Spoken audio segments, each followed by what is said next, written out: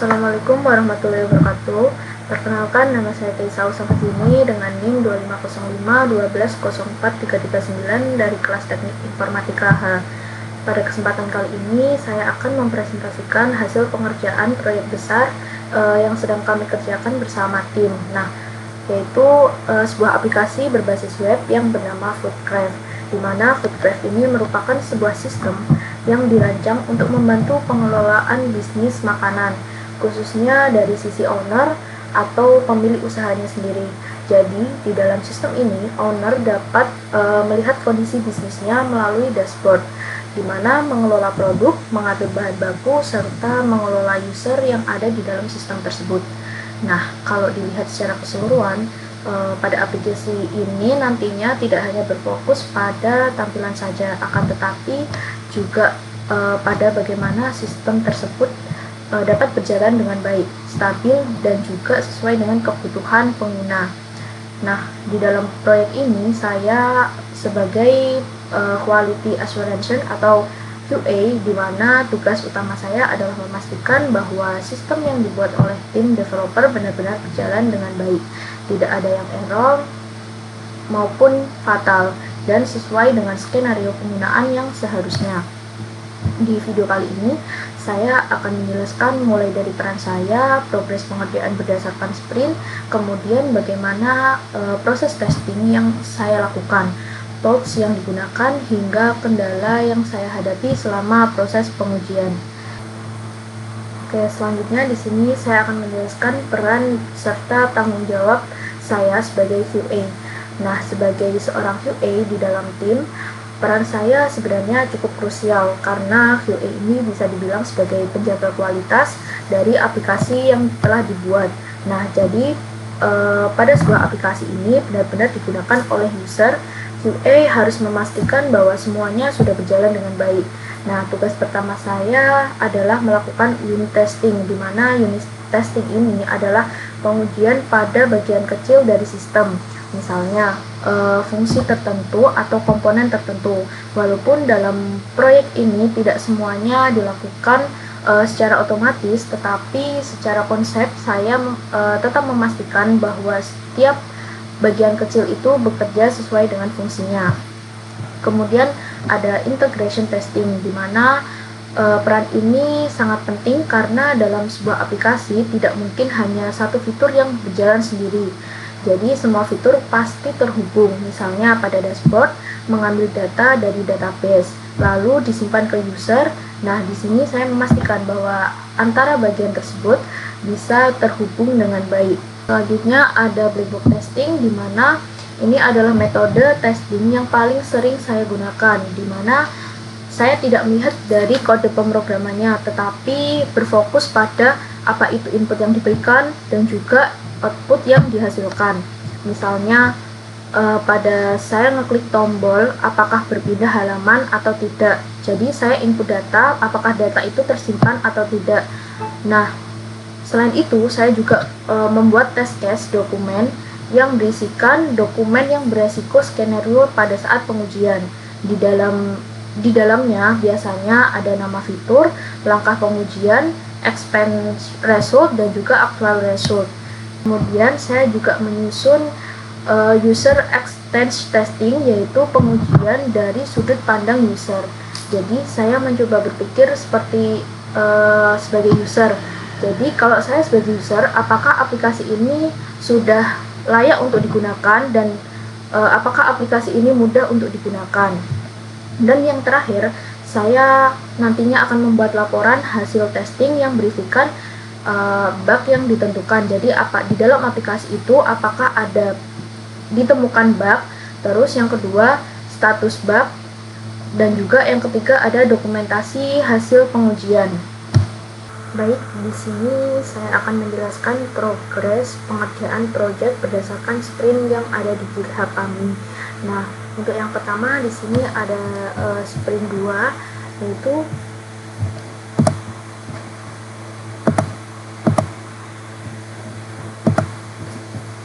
di sini yang pertama ada sprint 2, di mana pada tahap ini kami masih berada pada tahap awal, yaitu perancangan sistem, di mana dilakukan untuk menentukan fitur apa saja yang akan dibuat, terus juga menentukan alur sistem dan membuat gambaran awal aplikasi. Nah, saya sebagai QA pada tahap ini saya belum melakukan testing, tetapi saya mulai memahami alur sistemnya. Nah, kenapa penting? Karena jika saya tidak tahu atau tidak paham alur dari awal, nanti saya pada saat testing bisa salah dalam menentukan skenario-nya. Terus ada sprint 3, di mana di sprint 3 ini pada sprint 3 ini yaitu UI prototype. Nah, di sini mulai dibuat tampilan awal dari aplikasinya. Saya sebagai QA mulai memperhatikan apakah UI mulai dipahami, apakah navigasinya sudah jelas, dan walaupun belum testing penuh, tapi saya sudah mulai menyusun gambaran test case-nya. Oke, selanjutnya di sini ada sprint 4, yaitu sprint 4 sendiri setup environment, di mana di sini sistem mulai bisa dijalankan dan saya mulai melakukan testing sederhana, yaitu bagaimana apakah aplikasi sudah bisa dibuka, apakah ada error saat load, dan biasanya di tahap ini masih banyak dan sering terjadi error kecil gitu. Terus selanjutnya di sprint 5, di mana sprint 5 itu yaitu authentication,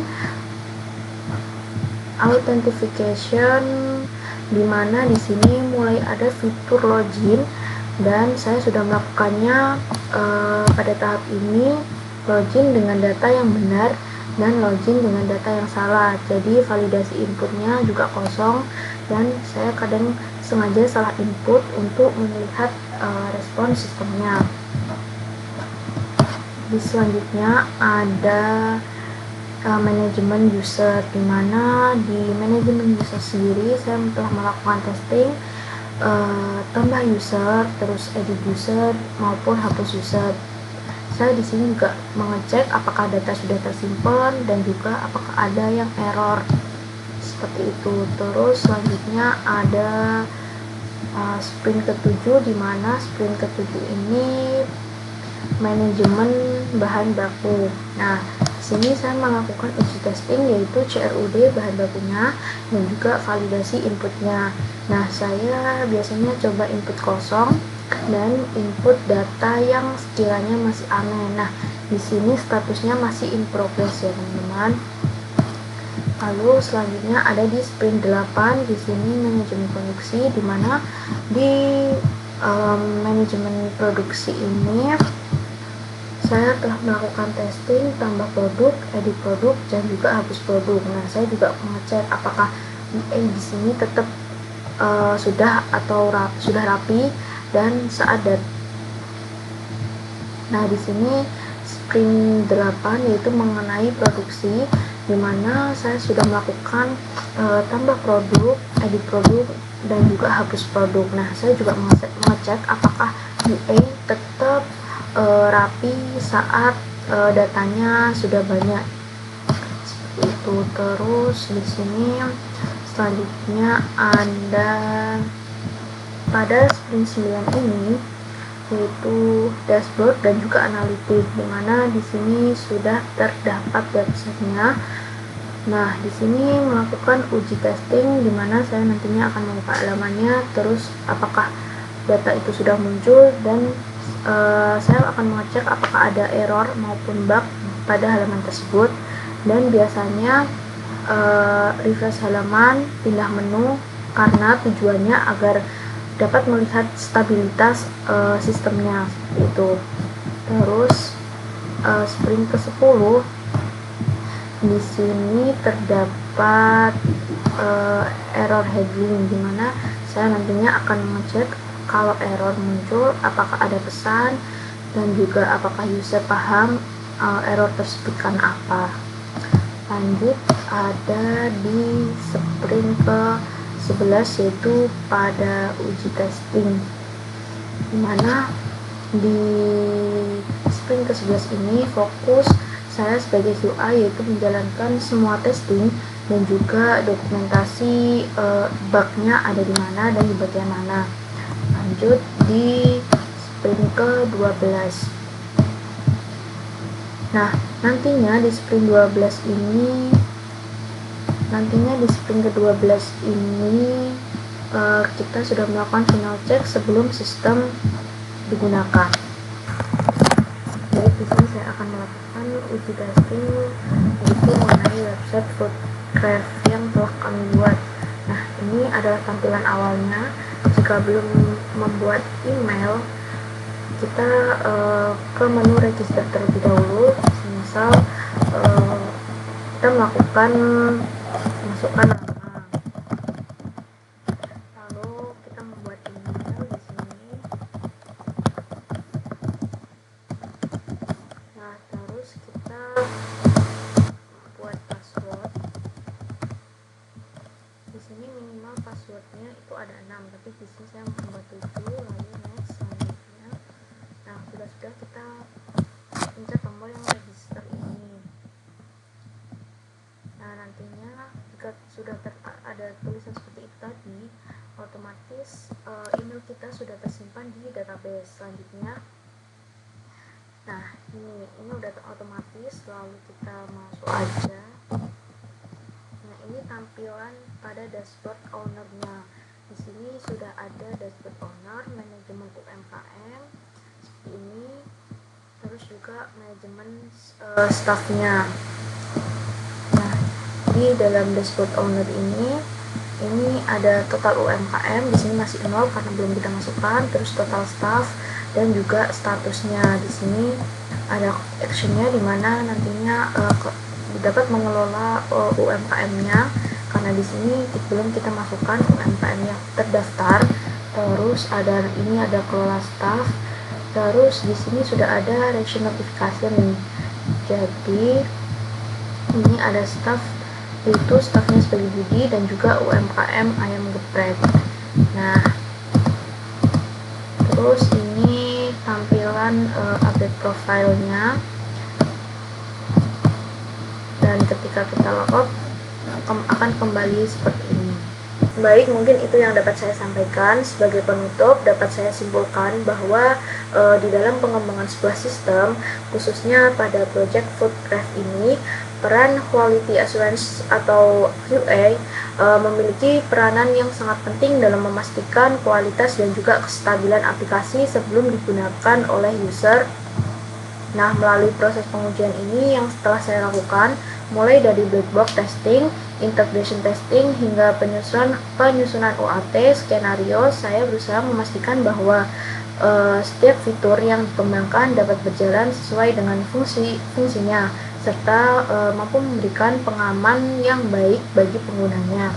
Nah, selain itu, dengan adanya pembagian sprint dalam proses pengembangan, pekerjaan tim menjadi lebih terstruktur, sehingga proses testing juga dapat dilakukan secara bertahap dan juga lebih terarah. Nah, walaupun proses pengerjaan masih terdapat beberapa kendala, baik dari sisi teknis maupun non-teknis, namun dengan adanya komunikasi dan juga koordinasi yang lebih baik antara anggota tim, permasalahan tersebut akan dan juga dapat diatasi secara bertahap. Saya berharap kedepannya aplikasi Foodcraft ini dapat terus dikembangkan dan juga dapat disempurnakan, sehingga dapat menjadi sistem yang benar-benar siap digunakan dan memberikan manfaat bagi pengguna maupun ownernya. Akhir kata, saya mengucapkan terima kasih atas perhatian yang telah diberikan. Mohon maaf apabila dalam penyampaian saya masih terdapat kekurangan. Akhir kata, wassalamualaikum warahmatullahi wabarakatuh.